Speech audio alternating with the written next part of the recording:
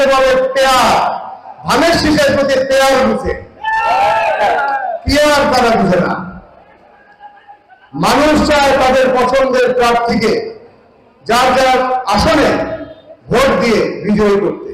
এই পিআর সিস্টেমে আপনারা ভোট দিবেন একখানে, প্রার্থী দেবেন আরেকখানে, ভোট দিবেন মন্ত্রণে, প্রার্থী দেবেন দিনাজপুরে, হবে?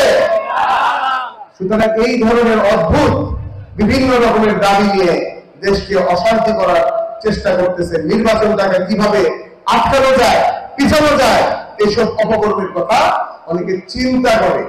আমার ধারণা চিন্তাগুলি হয়তো বা স্বপ্নের মাধ্যমেই করে, কারণ বাস্তবে এটা সম্ভব না।